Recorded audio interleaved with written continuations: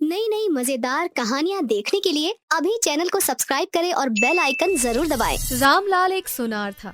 पूरे गांव में उसकी दुकान सबसे बड़ी थी, परंतु फिर भी रामलाल एक नंबर का कंजूस था।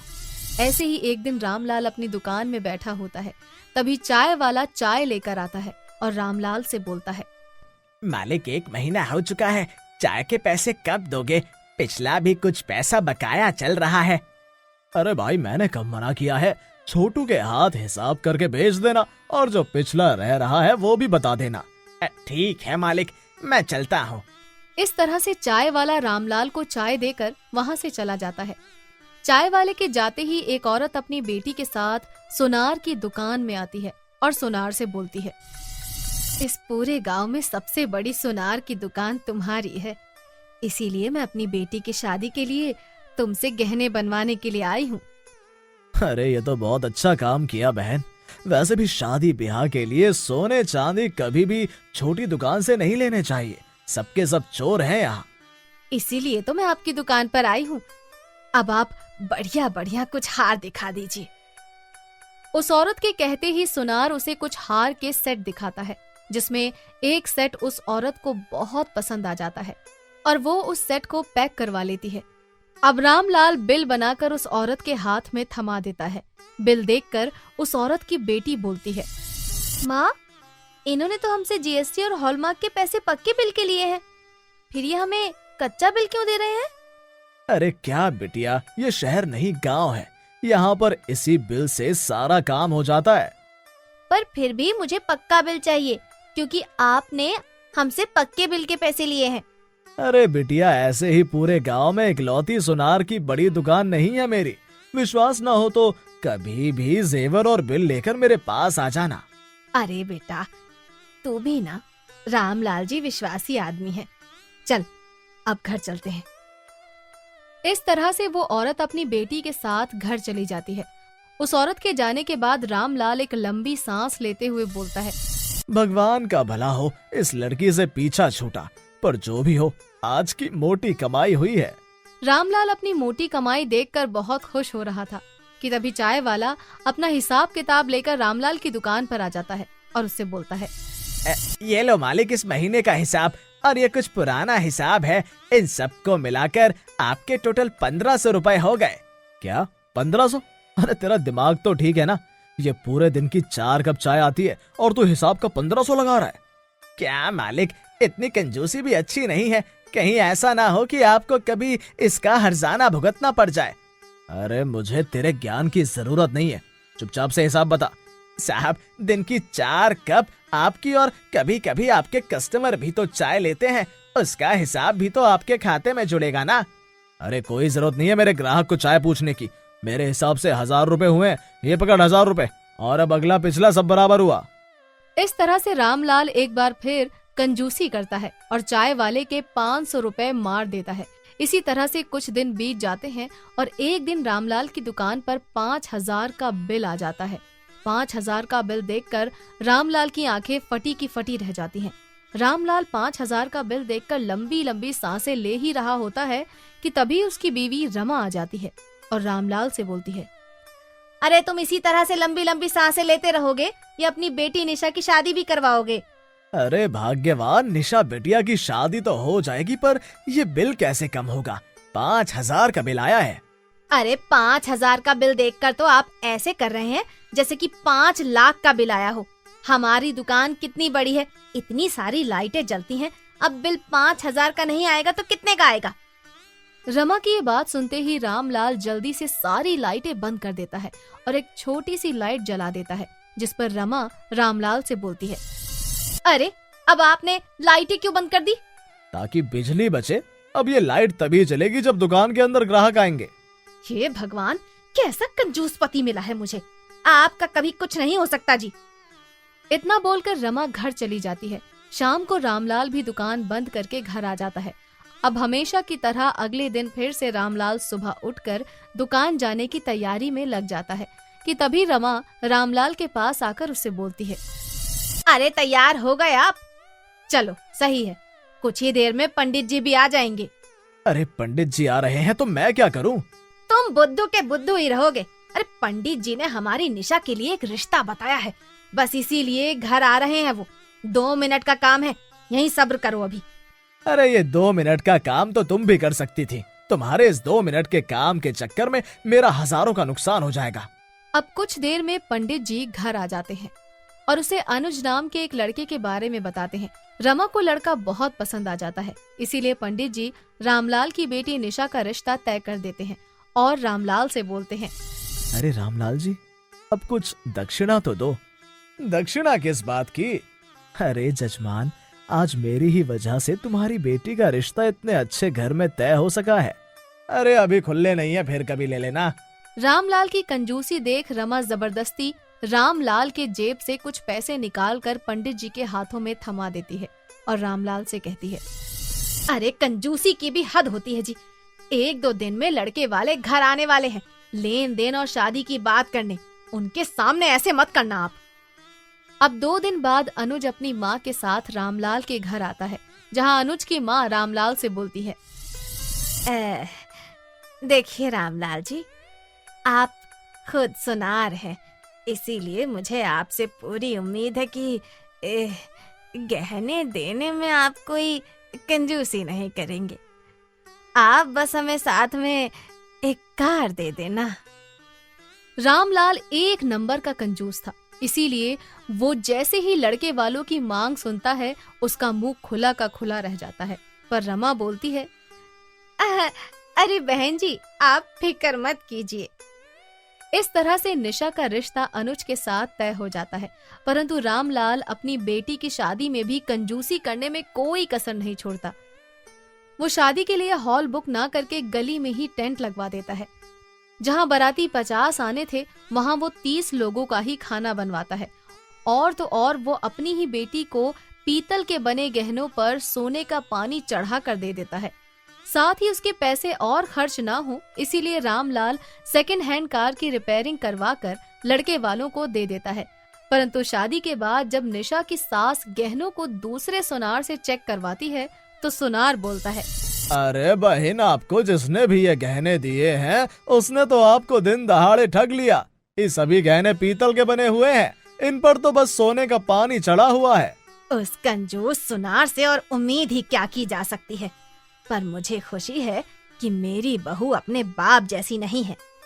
निशा की सास को रामलाल की कंजूसी और उसकी चालाकियों का पता चल जाता है, परंतु वो रामलाल को कुछ नहीं बोलती। पर अपने पिताजी की कंजूसी देखकर निशा का सर अपने ससुराल में शर्म से झुक जाता है और वो अपनी माँ को फोन करके बोलती है, अब तुम ही बताओ माँ, क्या फायदा पिताजी के सुनार होने का, जब उन्होंने अपनी खुद की बेटी को नकली गहने दिए हैं। अरे बेटा, तू रो क्यों रही है? तू तो जानती है ना कि तेरा बाप कितना कंजूस है। पर अब तेरे बाप को सबक सिखाने का समय आ चुका है। वो कैसे माँ? बेटा, तू कुछ दिन के लिए मायके आ जा और अपने पिता से झूठ बोलना कि तेरे ससुराल वालों ने तुझे घर से निकाल दिया है। इस झूठ से क्या होगा माँ? अरे इस झूठ से तेरे पिताजी को अकल आएगी और शायद वो कंजूसी करना छोड़ दे। अब निशा बिल्कुल ऐसा ही करती है और 1-2 दिन बाद रोती हुई अपने पिता के पास आ जाती है और अपने पिताजी से बोलती है, पिताजी, आज आपकी कंजूसी की वजह से मेरे ससुराल वालों ने मुझे घर से निकाल दिया। मेरी तो जिंदगी बर्बाद हो गई। अब मैं क्या करूंगी?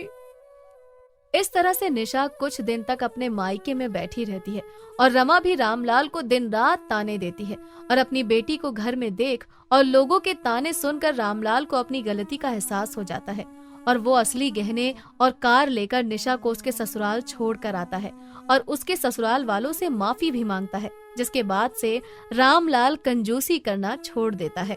हर साल की तरह गांव में सूखा पड़ने लगा। सूखे पड़ने की वजह से पानी की भी कमी होने लगी।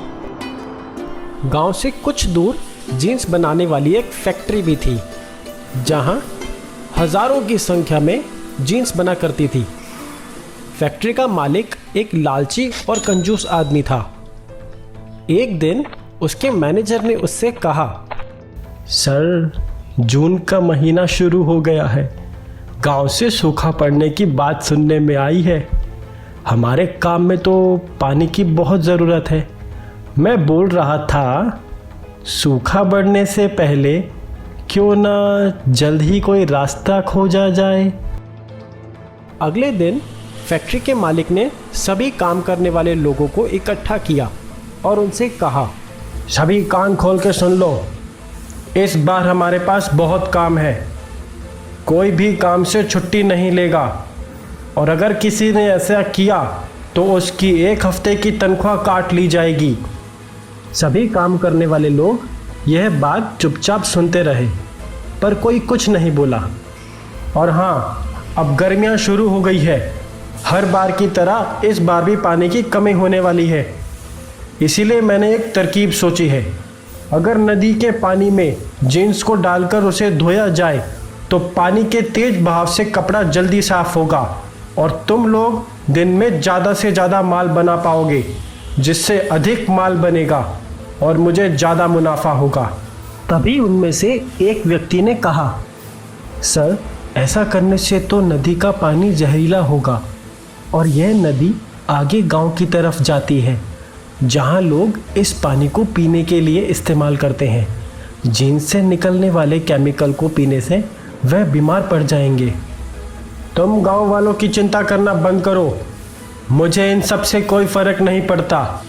तुम अपने काम से काम रखो, नहीं तो दूसरी नौकरी ढूंढ लो। याद रखो, मैं ही तुम्हारा बॉस हूँ। मेरी वजह से ही तुम लोगों के घर में खाना आता है, इसीलिए जो मैं कहूँ वही तुम्हें मानना होगा। नौकरी छूट जाने के डर से वह चुप रहा। दिन बीतते गए और काम तेजी से चलता रहा।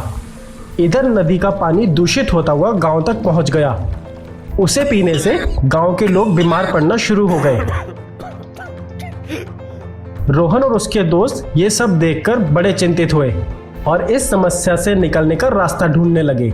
यह जानकारी वहां के जल विभाग को मिली तो उन्होंने रोज गांव में 5 टैंकर साफ पानी भेजना शुरू कर दिया। उधर फैक्ट्री का काम बढ़ने लगा और काम बढ़ने की वजह से मालिक को मुनाफे का लालच आने लगा। अगर मैं माल धोने के लिए अलग से और पानी की व्यवस्था कर दूं तो मुनाफा 2 गुना हो जाएगा। एक दिन शाम को वह अपने घर जा रहा था कि तभी उसने देखा 5 पानी से भरे टैंकर गांव की तरफ जा रहे हैं। उसने उनके लीडर को बुलाकर पूछा, क्यों भाई, तुम इन पानी के टैंकरों को कहाँ ले जा रहे हो? साहब, नदी का पानी दूषित होने से गांव वाले बीमार पड़ रहे हैं, तो जल विभाग से उन्हें पीने का साफ पानी फ्री पहुंचाया जा रहा है।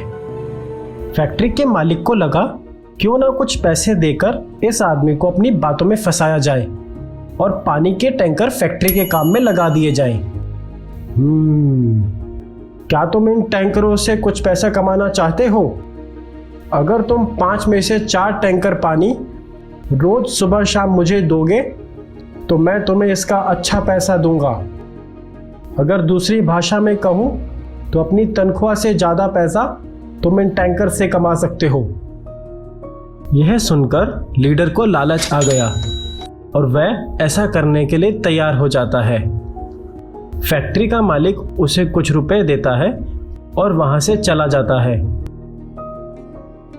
अगले दिन रोहन पानी भरने टैंकर के पास जाता है, पर उसकी बारी आते आते टैंकर में पानी खत्म हो जाता है, तो वह बिना पानी के ही घर लौट जाता है। दूसरे दिन फिर से रोहन और उसके दोस्त पानी भरने टैंकर के पास जाते हैं। आज भी उनकी बारी आने पर टैंकर में पानी खत्म हो जाता है।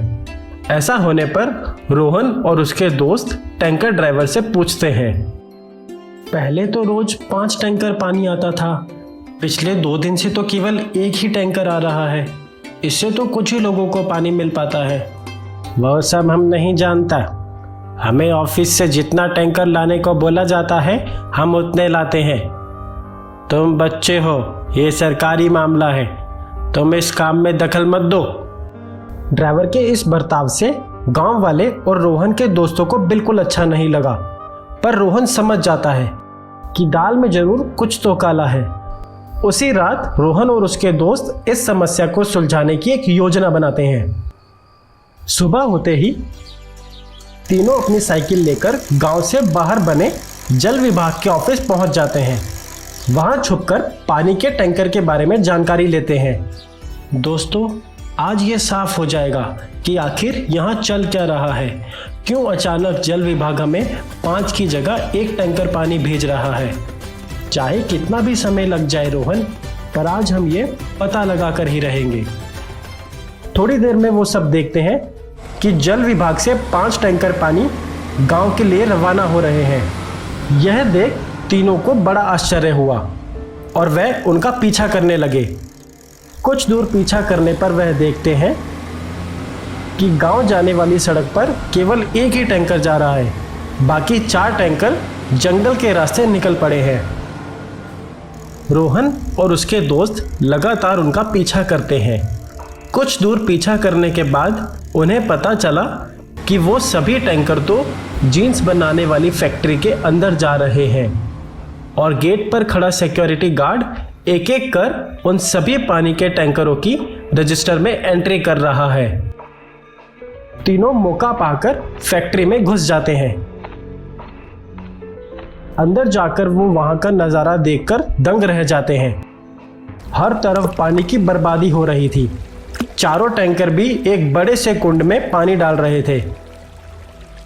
ऊपर तारों पर बहुत सी जीन्स सूख रही थी। टैंकर के साथ खड़ा लीडर मालिक से कुछ रुपए ले रहा था। यह सब देख रोहन और उसके दोस्तों को सारा किस्सा समझ आ गया कि किस तरह यहाँ से नदी के साफ पानी को दूषित किया जा रहा है और जल विभाग से गांव वालों को मिलने वाले पानी की भी चोरी की जा रही है। घर आकर रोहन और उसके दोस्तों ने मिलकर जल विभाग के प्रमुख को एक पत्र लिखकर पानी के चोरी होने की सारी जानकारी दी। अगले ही दिन जल विभाग के अधिकारी को उनकी चिट्ठी मिलती है। अधिकारी चिट्ठी पढ़ते ही आग बबूला हो जाता है और तुरंत एक टीम बनाकर उस फैक्ट्री पर कार्यवाही करने और साथ ही टैंकर लीडर को नौकरी से सस्पेंड करने का आदेश देता है। जल विभाग के अधिकारी पुलिस टीम के साथ फैक्ट्री के लिए निकल जाते हैं और वहां पहुंचकर सभी को हिरासत में ले लेते हैं। पुलिस सबूत के तौर पर उस रजिस्टर को भी जब्त कर लेती है जिसमें सिक्योरिटी गार्ड रोज पानी के टैंकरों की एंट्री किया करता था। तभी फैक्ट्री का मालिक वहां से भागने की कोशिश करता है और विभाग के अधिकारी उसे पकड़ लेते हैं। पकड़े जाने पर वह बोलता है, अरे सर, ये मेरी फैक्ट्री नहीं है, मैं इन लोगों को जानता भी नहीं हूँ, मुझे छोड़ दो, मैं तो एक शरीफ इंसान हूँ। विभाग के अधिकारी उसे पकड़कर पुलिस के हवाले कर देते हैं। फैक्ट्री का मालिक जल विभाग के अधिकारी और पुलिस वालों को रिश्वत देने की कोशिश करता है। सर, आप ये कुछ पैसे रखिए और मुझे छोड़ दीजिए, मैं आपको और भी पैसा दे सकता हूँ। पुलिस ऑफिसर उसे डंडे से धोता है और पुलिस वैन में डाल देता है। पुलिस टीम के अधिकारी फैक्ट्री को हमेशा के लिए सीज कर देते हैं। फैक्ट्री का काम बंद होने से कुछ ही दिनों में गांव की नदी का पानी फिर से स्वच्छ होने लगता है। साथ ही सभी को भरपूर मात्रा में घर और खेती करने के लिए पानी मिलने लगता है। इस चोरी को साहस से पकड़वाने और जल विभाग को पानी की बर्बादी के लिए गुप्त सूचना देने के लिए जल विभाग रोहन, सोनिया व राज को प्राइज के रूप में एक लैपटॉप देने का निर्णय लेता है। राधा और शीतल 2 गरीब बहनें थीं। राधा और शीतल बहुत छोटे थे जब उनके सर से उनके माता पिता का साया छिन गया था। माता पिता के जाने के बाद राधा ने ही शीतल को पाला पोसा था। शीतल के लिए उसकी बहन राधा ही उसकी सब कुछ थी। ऐसे ही एक दिन शीतल सो रही होती है, तभी राधा उसके पास जाती है और उसे बड़े ही प्यार से उठाते हुए उससे बोलती है, मेरी प्यारी बहन, देखो सुबह के 9 बज गए हैं, तुम्हें कॉलेज नहीं जाना? राधा जैसे ही शीतल को बताती है कि सुबह के 9 बज गए हैं, शीतल एक झटके में उठती है और अपनी बहन से बोलती है, ये क्या दीदी, सुबह के 9 बज गए और आप मुझे अब उठा रही हैं और अब उठाकर कह रही हैं कि 9 बज गए हैं। दीदी, एक टीचर इतनी देर तक नहीं सोती। हे भगवान, अगर मैं इसी तरह से घोड़े बेचकर सोती रही तो मैं अपनी दीदी और अपने स्वर्गवासी माता पिता का नाम कैसे रोशन करूंगी। शीतल जल्दी से उठकर हड़बड़ी में जल्दी जल्दी सारा काम करती है, पर वो देखती है कि अभी 7 ही बज रहे हैं और शीतल ने उसका लंच, उसके कपड़े सब कुछ तैयार कर दिए हैं। जिसके बाद शीतल अपनी बहन के गले लगकर उससे बोलती है, दीदी तुम कितनी अच्छी हो, भगवान करे ऐसी बहन हर किसी को मिले। तुम मेरे उठने से पहले सारा काम कर लेती हो, उसके बाद बाहर जाती हो, बाहर का काम करती हो, फिर शाम को घर आती हो, घर संभालती हो, मुझे संभालती हो। तुम इतना सब कुछ कैसे संभाल लेती हो दीदी? ठीक उसी तरह से जिस तरह से तू इतनी मोटी मोटी किताबें पढ़ लेती है। अरे दीदी पढ़ाई तो बहुत आसान है, मैं तो कहती हूँ आप भी पढ़ाई करो। अरे ना बाबा ना, ये पढ़ाई मेरे बस की नहीं है, मैं तो जो काम कर रही हूँ वही अच्छा है। क्या दीदी तुम तो ऐसे डर रही हो जैसे ये पढ़ाई नहीं कोई जंग है। मेरे लिए ये किसी जंग से कम नहीं है, समझी? अब टाइम देख ले, लेट हो रहा है, तुझे भी और मुझे भी। इस तरह से राधा शीतल को तैयार होने के लिए बोलती है। अब शीतल तैयार होकर कॉलेज जाती है और राधा अपनी मालकिन के घर। राधा की मालकिन एक कलेक्टर थी जो कि राधा को बहुत मानती थी। उस दिन जब राधा अपनी मालकिन के घर जाती है तो वो देखती है कि मालकिन खुद ही घर का सारा काम कर रही है। ये देखकर राधा अपनी मालकिन के पास जाती है और उनसे माफी मांगते हुए बोलती है, मालकिन मुझे माफ करना, आज आपकी बेटी की सगाई है और आज आपने मुझे जल्दी बुलाया था, पर क्या करती, आज ही शीतल का कॉलेज में आखिरी दिन था, बस उसी को कॉलेज भेजने के चक्कर में मैं थोड़ी लेट हो गई। अरे कोई बात नहीं राधा, मैं तुझे बचपन से जानती हूँ, मुझे सब पता है, तू कोई गलती जानबूझकर नहीं करती। वैसे देख, आज मैंने तेरी तरह घर में सजावट करवाई है, कुछ कमी तो नहीं लग रही ना? नहीं नहीं मालकिन, कोई कमी नहीं है, आपने तो मुझसे भी सुंदर सजावट करवाई है। इस तरह से गरीब राधा और उसकी बहन शीतल की जिंदगी ठीक ठाक गुजर रही थी। शीतल भी पढ़ने में बहुत तेज थी और वो एक सरकारी स्कूल की टीचर बनना चाहती थी। कॉलेज पूरा होते ही शीतल अपनी पढ़ाई पर और भी ज्यादा ध्यान देने लगती है, तो वहीं दूसरी ओर राधा भी अपनी बहन की पढ़ाई के लिए और भी ज्यादा मेहनत करने लगती है ताकि उसकी पढ़ाई में किसी भी तरह की कोई कमी ना रहे। ऐसे ही एक दिन राधा की पड़ोस वाली काकी राधा से बोलती है, राधा बेटा, तेरे जैसी बहन हर किसी को मिले बेटा।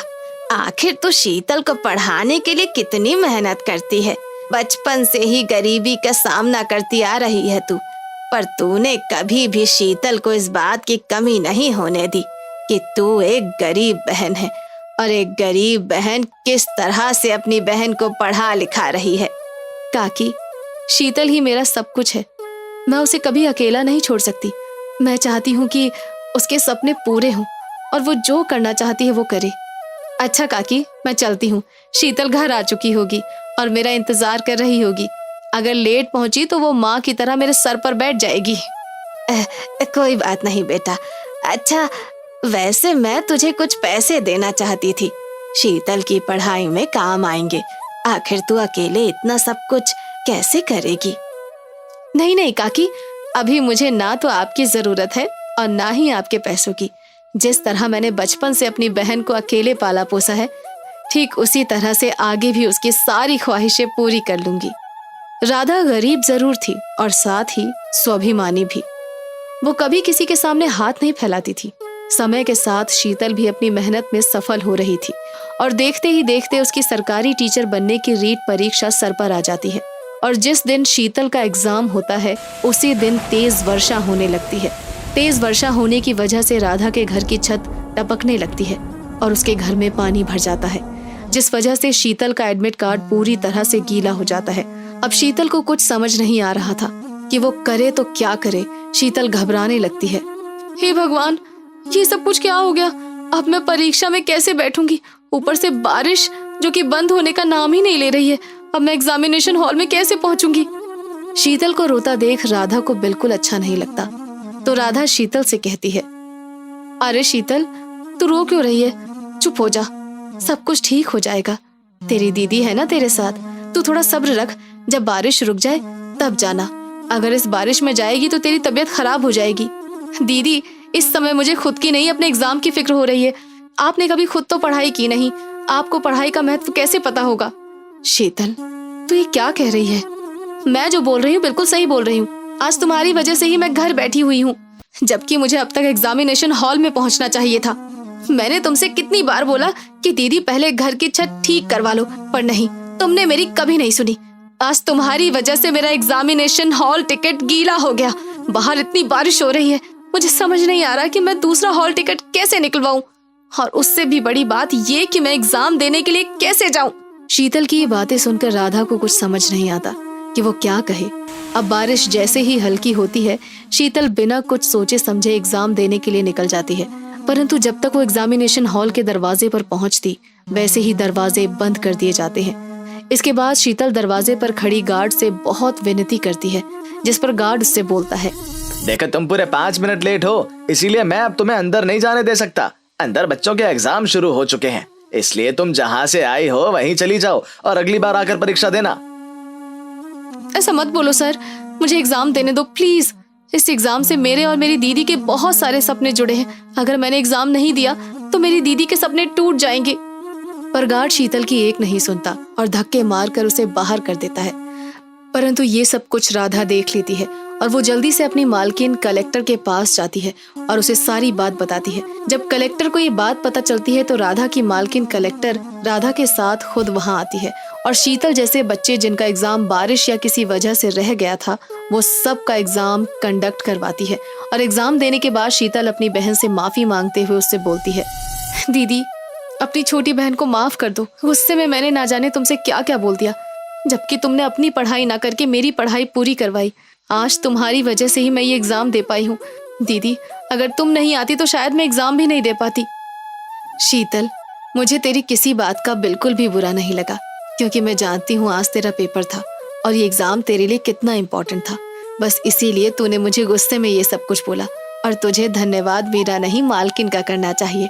आज उन्होंने ही तेरा एग्जाम कंडक्ट करवाया है।